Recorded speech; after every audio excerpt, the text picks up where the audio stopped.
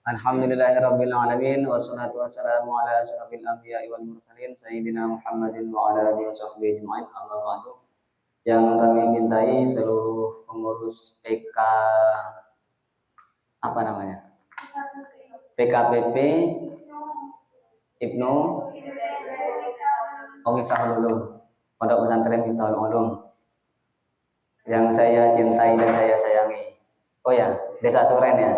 Nah, alhamdulillah pada kesempatan siang hari ini saya diberikan kesempatan untuk bisa hadir dalam acara sharing session atau berbagi informasi tentang apa itu manajemen organisasi. Ayo, jangan diginiin, nggak enak saya lihatnya.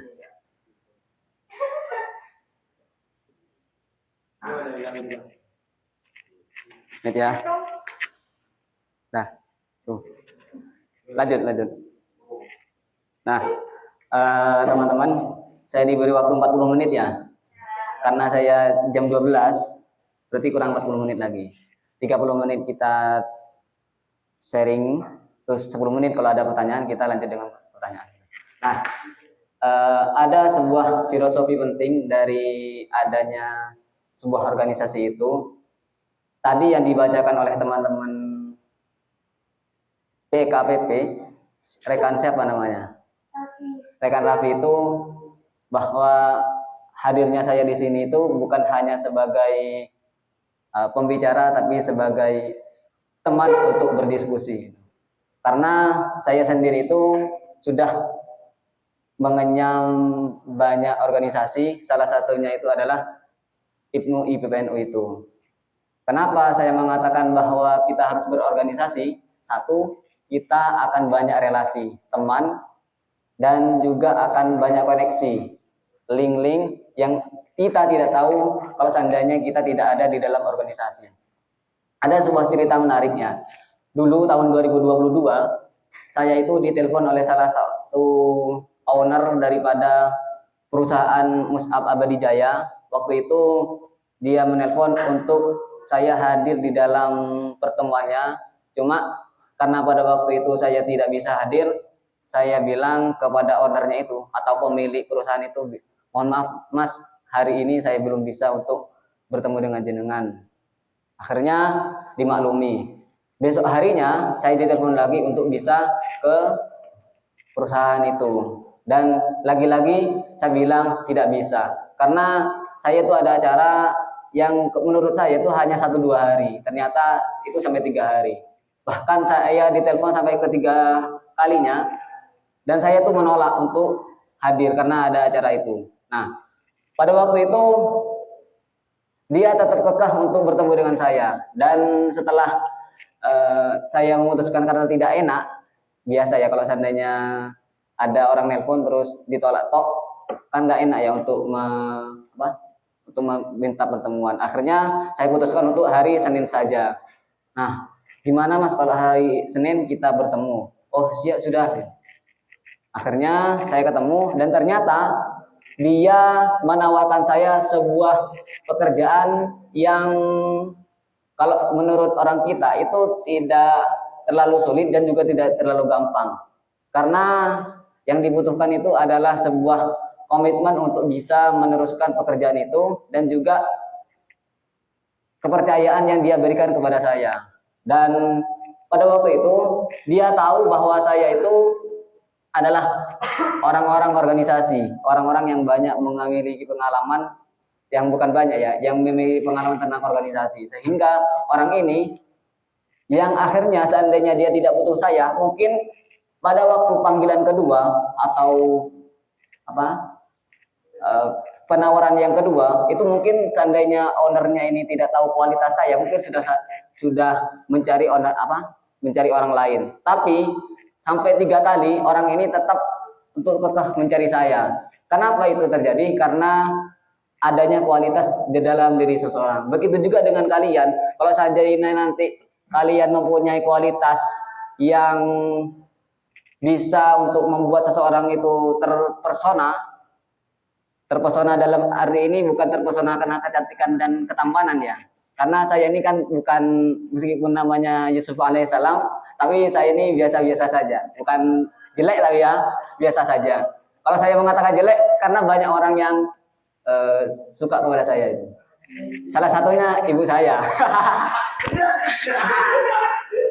Nah, itu enggak ada waktu itu. Nah, setelah ketika kalian mengetahui tentang organisasi itu, akhirnya orang ini percaya bahwa saya itu bisa gitu.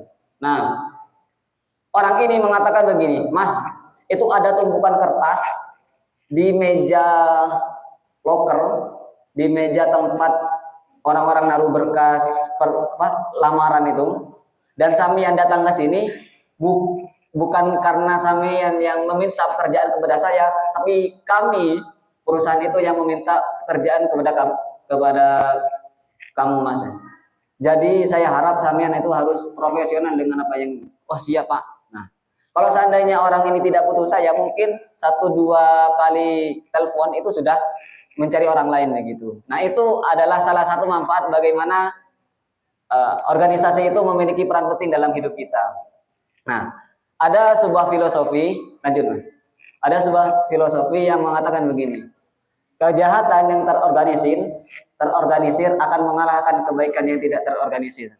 Artinya, kalau kita mempunyai kejahatan yang terorganisir itu tersusun antara 1 sampai berapa yang tersusun secara sistematis, lalu dengan adanya struktur yang tersusun itu akhirnya memiliki pekerjaan yang spesifik dan hasilnya akan efektif dan efisien, akan mengalahkan kebaikan yang tidak terorganisir. Kebaikan yang tidak terorganisir itu adalah kebaikan yang tidak tersusun dengan rapi. Contohnya, amal masjid itu kan baik ya. Amal masjid itu baik. Tapi masjid itu tidak akan bisa terbangun ketika pengurus-pengurusnya itu tidak disusun dengan rapi. Contohnya, yang ngangkut data itu siapa, yang pendanaan itu siapa, dan lain sebagainya. Kalau itu tidak bisa terorganisir, maka kebaikan yang tadinya baik menurut kita itu akan dikalahkan dengan kejahatan yang terorganisir. Salah satu kejahatan yang terorganisir di dalam Islam yang saya ketahui sampai saat ini adalah kelompok teroris. Tahu kelompok teroris? Waktu bom Bali, tahu? Nggak tahu? Apa ya kalau teroris itu? Waktu bom Bali, kenapa tidak ada satupun polisi yang tahu terhadap terjadi pemboman itu? Itu karena kejahatannya yang sudah terspesifik dan juga sudah terorganisir dengan baik. Sehingga setelah pasca kejadian pemboman itu, akhirnya menewaskan kurang lebih 200 orang di dalam satu hotel, dan juga banyak dari warga-warga Australia itu bisa terbunuh gara-gara itu kejahatan yang terorganisir. Itu adalah pentingnya sebuah manajemen atau urgensi daripada organisasi itu. Jadi kalau kita ingin agar organisasi itu kita bisa berjalan dengan baik, maka harus di manajemen dengan baik. Bapak manajemen dunia itu pernah mengatakan begini, if you plan to fail, you plan to fail. If you plan to fail, jika kamu tidak bisa untuk merencanakan sesuatu, maka sejatinya kamu sendiri yang merencanakan kegagalan. Tahu artinya?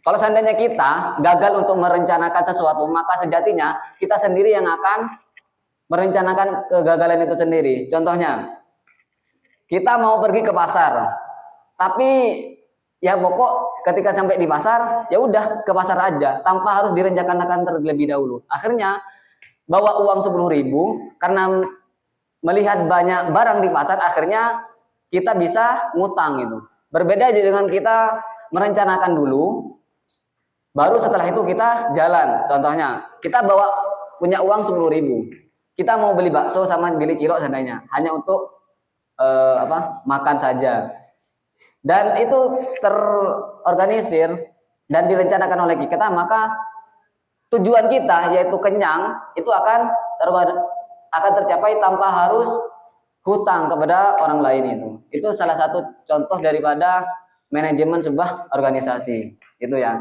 Lanjut, Mas. Nah, kekuatan organisasi itu ada dua. Together, everyone, achieve, and miracle. Nah, siapa ketuanya di sini? Ya, ketuanya. Kalian itu mempunyai sebuah visi. Visi itu apa? Mimpi. Visi itu mimpi. Ada mimpi besar untuk kalian ada di sini. Terus anggota-anggotanya itu juga memiliki sebuah batasan untuk antara divisi satu dengan divisi yang lain. Karena ketua itu bertugas untuk menyampaikan visi, mimpinya, lalu yang mengerjakan itu bukan hanya ketua, tapi anggota organisasi yang menjadi pilar daripada anggota itu sendiri. Contohnya, jika siapa namanya? Jika seandainya Febri ini punya keinginan atau cita-cita atau visi untuk bisa pergi ke Perancis seandainya, tapi kalian sebagai anggota tidak mendukung program-program yang mengarah kepada pergi ke Perancis, maka itu tidak akan terjadi. Oleh karena itu, maka kekuatan organisasi itu terletak ketika kalian menggunakan mimpi itu sebagai wujud untuk melangkah dan mengharap banyak prestasi gitu. Intinya kekuatan organisasi itu ada di together everyone, bersama-sama untuk melakukan sebuah dan melaksanakan mimpi tersebut, bukan hanya omong doang atau omong kosong. Lanjut. Itu ya. Nah, terus yang kedua itu bersinergi. Apa ada yang tahu tentang bersinergi itu apa? Tahu? 1 tambah 1 berapa? Nah, tapi ada yang menjawab 1 tambah 1 adalah 3. Ketika kalian ada di dalam IPMU seandainya, ketika mengatakan bahwa visi misi kalian adalah memecahkan 1 tambah 1 itu adalah 2, tapi kalian karena tidak kompak antara satu dengan yang lain, ketika jawabannya di sini adalah 3, maka kalian akan menyalahkan satu sama lain. Contohnya, seandainya kalian mau bikin acara festival ya, kalian mau bikin acara festival yang katakanlah waktunya hanya 1 hari. Nah, tapi ada 1, 2, 3 bahkan 5 orang dari kalian yang ingin menghancurkan acara festival itu dengan apa? Dengan menjadi tukang obor fitnah itu, jadi kompor. Gak usah ikut acara itu. Kenapa? Itu gak asik acaranya. Apalagi itu hanya tingkatnya bukan tingkat kabupaten, hanya tingkat pondok pesantren seandainya. Itu akan mengalahkan kalian untuk ini, karena sejatinya organisasi itu ini bersama untuk saling menguatkan, bukan hanya sekedar berkerumun, bukan hanya ngumpul. Tapi kita berdiri di sini, duduk di sini hanya untuk bersama saling menguatkan dan saling berkerumun dan saling bertukar pikiran, bukan untuk saling melemahkan. Nah, itu. Lanjut. Nah, tips umum berorganisasi.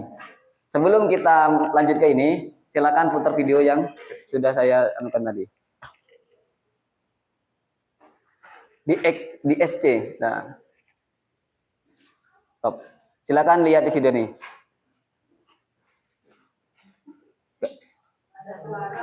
Gak ada. Suaranya gak ada.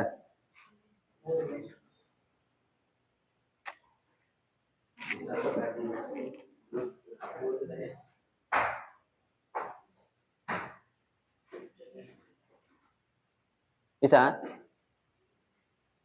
Oh.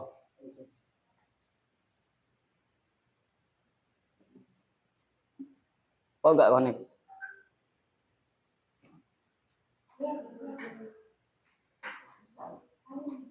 Disconnect itu tadi. Tidak nyambung.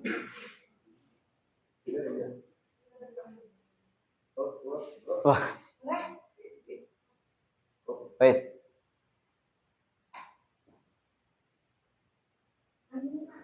Gak ada.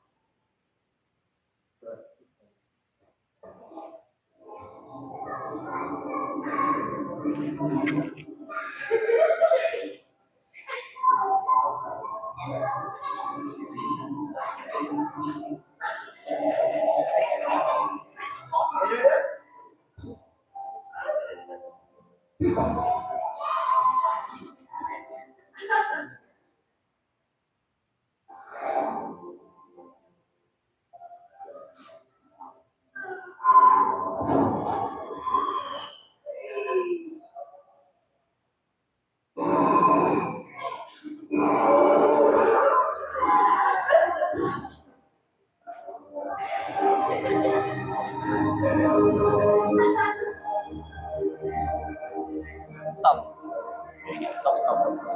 Nah, dari sini kira-kira apa yang menurut kalian tuh apa makna daripada film yang saya putar tadi?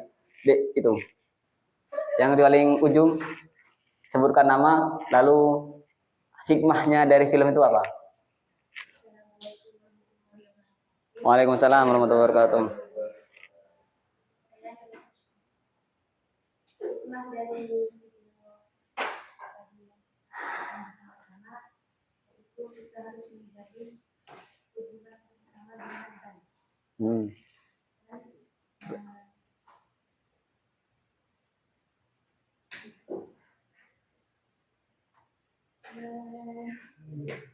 Apa? Rasa kebersamaan dalam suatu tim. Berarti kerja sama ya. Ayo lang lihat. Yang laki-laki, Mas itu, yang di belakang sendiri.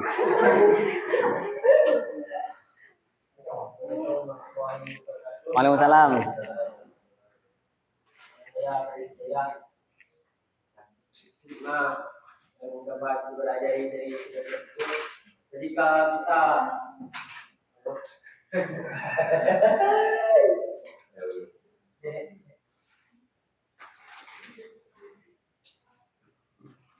Ketika kita bersama, kita bisa menghadapi ujian secara apapun, dan ketika kita bercerai, berarti bercerai, bersatu kita teguh, bercerai kita berantakan. Ronaldo Wati nanti gitu. Ada yang pernah tahu tentang Ronaldo Wati? Ada usah itu.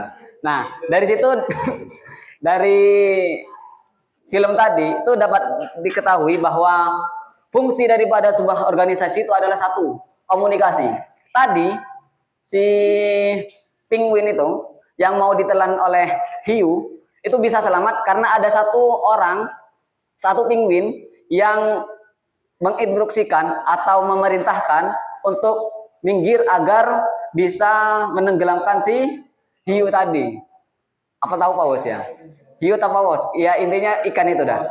Terus yang kedua, pada waktu si semut ya sudah mau dihantam oleh hewan besar itu, mau disedot, akhirnya dia ngajak orang, dan akibat daripada komunikasi yang benar, akhirnya dia bisa mengalahkan seekor hewan yang besar untuk agar tidak bisa memangsanya. Itu adalah fungsi daripada sebuah organisasi, itu untuk komunikasi. Jadi kalau ada kita di dalam organisasi itu, komunikasi kita dengan teman-teman kita, dengan teman-teman bonus itu harus baik.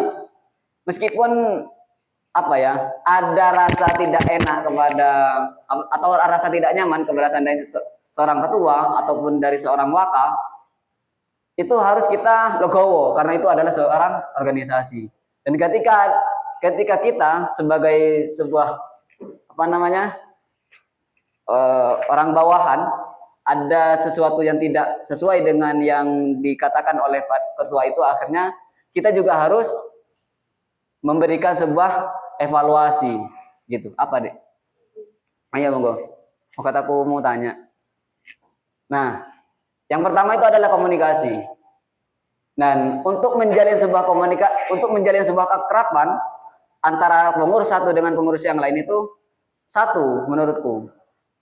Kalian tuh saling bertemu, setiap hari bertemu atau minimal seminggu sekali tuh ketemu. Bukan hanya rapat ya kalau ketemu ya.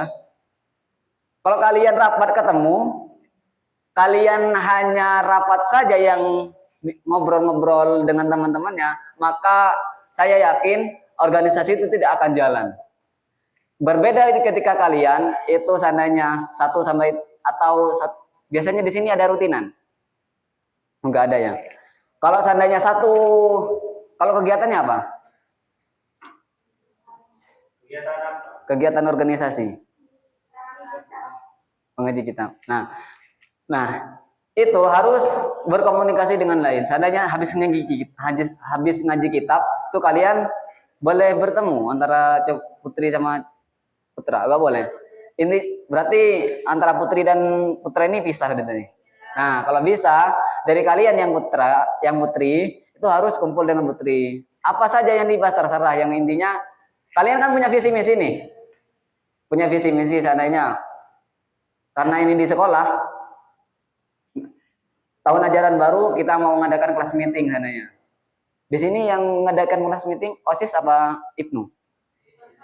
Bukan IPNU berarti. Oh. Nah, intinya kalian itu harus saling bertemu untuk bisa menjalin komunikasi. Ketika sudah komunikasinya jalan, nanti kalau kalian mau mengadakan sebuah kegiatan, maka kalian itu enak akan mengadakan koordinasi. Bukan disuruh sama ketua saja. Karena mohon maaf ya, ketua itu tugasnya bukan untuk nyuruh-nyuruh. Dengarkan ini. Ketua itu bukan tugasnya untuk nyuruh. Ketua itu tugasnya bukan untuk nyuruh. Saya mengatakan demikian kenapa? Karena kebanyakan. Yang menjadi ketua itu hanya nyuruh saja. Dia kerja agak ada. Terus ketika biasanya tapi ini itu tidak mencontohkan dengan baik. Tugas ketua itu hanya dua. Satu nyuruh, dua nyontohin. Tapi yang pertama itu harus nyontohin dulu baru nyuruh. Tahu Rasulullah itu waktu perang Khandaq itu waktu gali parit, beliau itu juga nyangkul, bukan hanya nyuruh saja. Dan yang kedua, Rasulullah itu kenapa terjadinya perang Khandaq? Kenapa disebut perang Khandaq? Karena yang namanya Khandaq itu kan artinya parit, selokan. Nah, selokan. Nah, itu atas usulan siapa? Bukan Rasulullah itu yang punya ide untuk buat selokan ini. Tapi siapa? Namanya Salman Al-Farisi. Beliau itu Salman Al-Farisi punya usulan, ya Rasulullah, orang-orang kafir Quraisy sudah mau menghantam kami ya. Seandainya kita buat parit, maka nanti insya Allah orang-orang kafir Quraisy itu tidak bisa masuk ke dalam benteng kami. Akhirnya Rasulullah itu mendengarkan dan musyawarah, dan akhirnya akibat daripada usulan yang diterima oleh Rasulullah itu menang.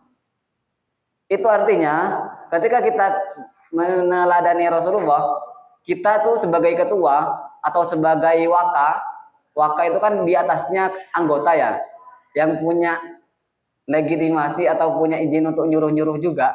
Waka itu harus mendengarkan apa yang menjadi keluh kesah dari teman-temannya, bukan hanya nyuruh doang. Itu enggak. Nah, harus koordinasi. Koordinasi itu salah satunya yaitu jangan nyuruh-nyuruh, tapi hanya tugas pemimpin kan ada dua. Satu untuk menyuruh, dua mempraktekkan. Tapi yang paling utama itu adalah mempraktekkan atau apa namanya? Sama apa tadi? Nyuruh dan menyontohkan. Nah, terus yang kedua, ketika kalian sudah melakukan komunikasi, terus koordinasi. Koordinasi itu, tahu koordinasi ya? Tahu koordinasi? Contohnya kalian itu, kalau koordinasi itu istilahnya itu kayak, tahu koordinasi? Ada yang tahu koordinasi?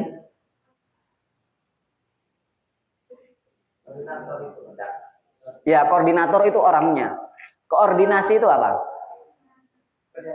Lah, pekerjaannya. Bukan mengatasi, koordinasi itu. Contohnya. Si siapa namanya ketuanya? Febri. Itu punya agenda tahlilan seandainya ya. MTS Miftahul Ulum. Seandainya nih. Dia ingin agar seluruh siswa itu mengadakan tahlilan untuk seorang temannya yang sudah meninggal seandainya. Nah, akhirnya dia itu sebagai ketua itu harus berkoordinasi, harus mengkomunikasikan idenya kepada seluruh teman-temannya, kepada Waka 1, Waka 2 dan Waka 3. Nah, Waka 1, Waka 2 dan Waka 3 itu sebagai komunikator agar ide yang disampaikan oleh Febri itu bisa terlaksana dengan baik. Nah, itu namanya koordinasi. Itu ada sebuah komunikasi antara pemerintah atau seorang ketua kepada bawahannya. Itu sama koordinasi namanya. Bukan perintah doang tapi ya.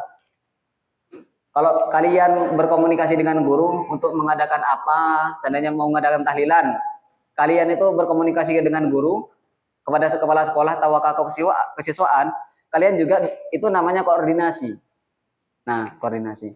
Ketika kalian sudah melakukan komunikasi lalu berkoordinasi dengan orang lain, maka yang ketiga, ketika acaranya sudah selesai, upgrading ini setelah selesai, maka kalian itu controlling itu evaluasi. Harus mengevaluasi salahnya itu apa di sini. Contohnya, apakah waktunya yang kalian suka telat gitu kan? Karena tadi saya datang ke sini jam 12 itu ternyata tidak ada orang sama sekali di sini. Nah, itu bisa jadi evaluasi. Kalau kalau mengadain acara itu, kalau seandainya jam 1, ya minimal kepada pematerinya jam 12.45 sudah ada di sini. Dan kalian sebagai pelaksana kegiatan itu harus ngumpul biasanya 15 menit sebelum acara gitu. Kalau bisa begitu ya. Nah, ini masuk dalam tahap controlling atau evaluasi. Lanjut. Nah, peran pemimpin itu ini ada 3 cuma. Kekuatan visi, menyampaikan ide-idenya. 2 itu komunikasi. Dan yang ketiga adalah keteladanan. Ya cuma ini, sebagai sebuah orang leader, sebagai seorang pemimpin itu hanya butuh 3 ini. Yang pertama itu adalah punya ide, yang kedua itu ada punya komunikasi dengan teman-teman itu baik, dan yang ketiga adalah punya figur keteladanan. Ya kalau bisa yang menjadi ketua itu harus yang menjadi panutan, gitu. Karena kalau tidak menjadi panutan biasanya akan banyak yang buyar gitu. Dan sampean yang menjadi ketua-ketua itu harus sadar diri, tandanya ya. Karena kalau kita jadi ketua itu kayak menjadi public figure. Public figure itu kan kalau seandainya ada yang salah gerak-geriknya itu akan menjadi cemoohan orang atau menjadi rasan-rasanan orang. Di sini pakai Madura ya. Ya, menjadi rasanan sesama santrinya, sesama santri itu. Jadi harus menjadi teladan, terus komunikasinya juga baik, dan yang pertama itu harus punya ide gitu. Lanjut. Nah, baru karena tugas ketua itu adalah menjadi leader, yang pertama itu adalah punya visi atau ide, yang kedua punya komunikasi yang baik, sedangkan yang ketiga itu adalah punya contoh, maka strategi yang paling baik untuk sebuah organisasi itu adalah yang pertama plan. Plan itu ada yang tahu artinya? Hah? Ya, perencanaan. Makanya saya bilang tadi, if you plan to fail, you fail to plan. Kalau kalian gagal untuk merencanakan, sejatinya kalian itu merencanakan kegagalan. Yang kedua, itu punya kontrol. Nah, kontrol ini masuk kepada komunikasi itu. Baru setelah itu riset. Nah, plan, organisasi atau manajemen waktunya. Kan kalian punya plan, punya rencana nih. Lalu rencana itu direalisasikan. Siapa yang jadi ketuanya, siapa yang menjadi bendaharanya, siapa yang menjadi sekretarisnya, siapa yang menjadi seksi kegiatannya, dan lain sebagainya. Itu masuk ke dalam organizing. Organizing itu kayak strukturalnya itu. Lalu setelah pengorganisasiannya selesai, lanjut kepada actuating. Actuating itu pelaksanaan. Dan jangan lupa setelah pelaksanaan itu harus ada yang namanya evaluasi. Jadi habis ini itu harus ada evaluasi. Kira-kira dari jam 7 tadi, apa nih evaluasi dari kegiatan ini gitu. Lanjut. Nah. Oh, udah. Lanjut ini. Kira-kira begitu. Setengah satu sudah. Nah, setengah dua ya. Setengah dua.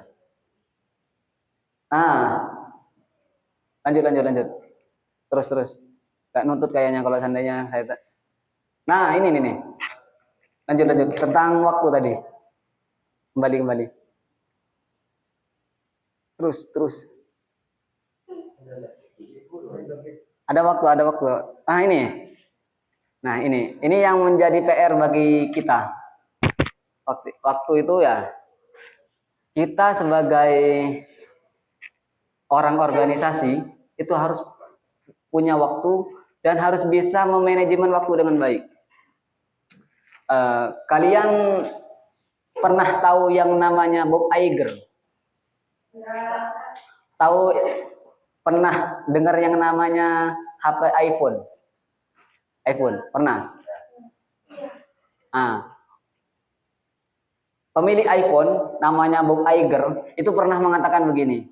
Kenapa dia memiliki penghasilan yang lebih besar, bahkan merek yang paling dominan tinggi di kelas dunia, yaitu yang bernama iPhone atau Apple itu, karena dia mendedikasikan waktunya itu untuk HP itu sangat luar biasa. Bob Iger itu ternyata kalau pergi ke kantor, berangkat jam 6, pulangnya itu sampai jam 8 malam maksudnya.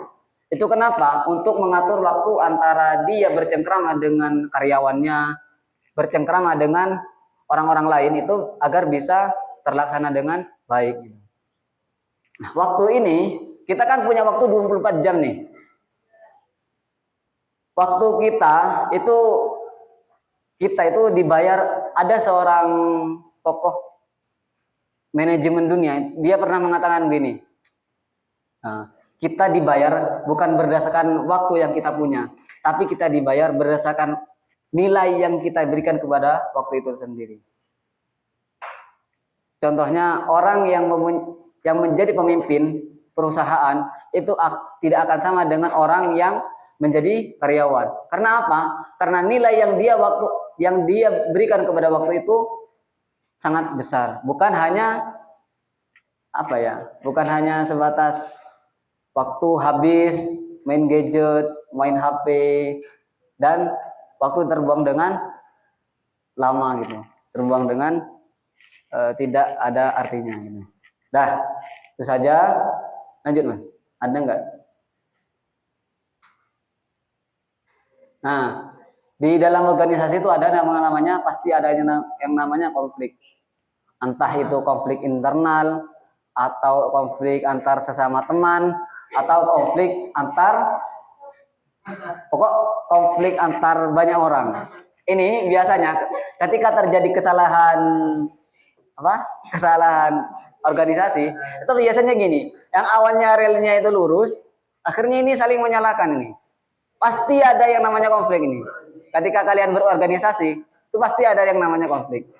Nah, salah satu cara yang paling tepat untuk mengedam konflik itu adalah ini, komunikasi dengan baik gitu. Dah, lanjut. Nah, terus kayaknya waktu saya itu tidak cukup untuk 40 menit. Lanjut ke video, Mas. Ada nggak ya video lagi? Kembali. Oh ya, ada video lagi. Saya sebentar, sebelum kita melihat ini, saya ingin kecamkan satu, bahwa kita sebagai organisasi itu harus fokus kepada organisasi kita, bukan fokus kepada kesalahan orang lain.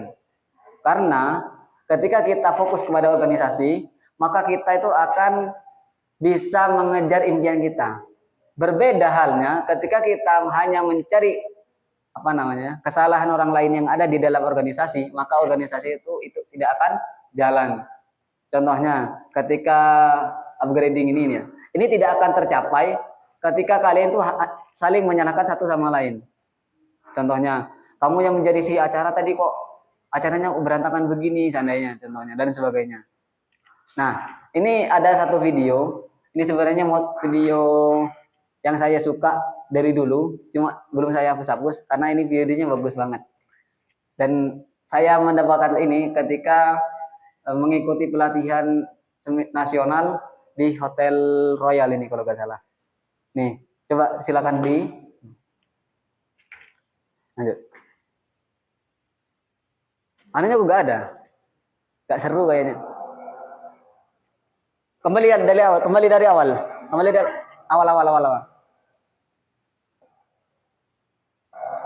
Ini, pantang ini ya, coba lihat. Ada di belakangnya. Paling belakang terus. Tapi terus santai tuh, tanpa harus menyalahkan orang lain tuh.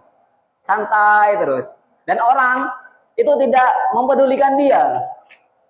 Karena dia ada di belakang nih, ada di sini tetap nih. Tapi tetap jalan aja. Yang penting aku jalan gitu. Yang penting aku lari. Tak peduli dengan apa yang akan terjadi gitu. Tetap lari. Terus lari. Orang-orang yang ada di stadion ini tidak akan ada yang mempedulikannya karena dia ada di nomor terakhir. Terus itu santai aja ya, nggak usah tengok tangan kiri, nggak usah tengok kanan kiri, tetap ini lomba lari sedunia ya, Olimpiade namanya. Tapi perlahan-lahan dia bisa menyalip 1 orang, 2 orang, 3 orang, terus orang-orang mulai terpana dengan ini. Karena dia yang ada di belakang akhirnya bisa ke depan. Terus, tapi santai dia orangnya. Fokus tetap fokus. Tidak mempedulikan apa kata orang. Terus ini. Lalu ini bisa menyalip 1-2 orang. 2 orang. Bahkan bisa menjadi juaranya. Nah, begitulah kita. Seandainya kita itu bisa fokus terhadap diri kita tanpa harus menyalahkan orang lain, maka tujuan kita akan bisa kita capai. Coba lihat ini, ada di belakang sendiri. Orang-orang tidak akan memudahkannya. Begitu memang di kehidupan dunia itu begitu. Ketika kita berada di belakang, orang-orang itu tidak akan peduli dengan kita. Tapi ketika kita berada di depan, maka semua orang akan peduli dengan kita karena prestasi kita itu. Nah, mungkin itu saja yang dapat saya sampaikan. Wallahul muwaffiq ila aqwamit thoriq. Mohon maaf apabila tidak eksotik dan menarik. Wassalamualaikum warahmatullahi wabarakatuh. Ada yang ditanyakan? Gak ada? Gak ada? Ada? Ada? Ada enggak? Atau saya yang tanya? Matikan, Mas. Matikan.